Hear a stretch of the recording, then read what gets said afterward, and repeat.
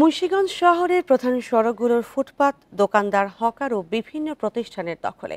ফলে পথচারীদের ঝুঁকি নিয়ে রাস্তায় হাঁটতে হচ্ছে, পাশাপাশি তীব্র হচ্ছে যানজট।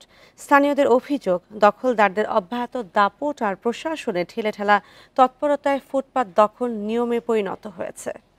বান্ডেল থাকলে প্রতি সেনমানিতে টাকা বাঁচবে। বিকাশ সেনমানি বান্ডেল কিনে জিতুন প্রতি লেনদেনে। মুন্সিগঞ্জ শহরের সদর থানা রোড, জুবলি খাল সড়ক সহ প্রধান সড়কগুলোর ফুটপাত জুড়ে বসেছে ফল সবজির দোকান। কোথাও আবার স্থায়ী দোকানগুলো সীমানা বাড়িয়ে দখল করেছে ফুটপাত।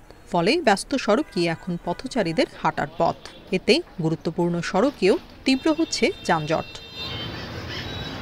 স্থানীয়দের অভিযোগ, নিয়মিত উচ্ছেদ অভিযান না হওয়ায় বেপরোয়া হয়ে উঠেছে দখলদাররা। প্রশাসনের অভিযানের পর কয়েক ঘন্টা না যেতেই আবারও পুরনো অবস্থায় ফিরে যায় ফুটপাত। ফুটপাতটা যেভাবে অবৈধভাবে দখল করে রাখছে বিভিন্ন দোকানদাররা, ফলের ব্যবসায়ীরা এবং এই ফুটপাতের দোকানদাররা, যার কারণে হাঁটা একেবারেই দায়, যার কারণে মানুষের আসলে জীবনের ঝুঁকি নিয়ে রাস্তার মধ্যে দিয়ে হাঁটতে হয়। ফুটপাত দিয়ে হাঁটতে পাই না জন্য জনগণ রাস্তায় নেমে আসে আর রাস্তায় রিক্সা চায়।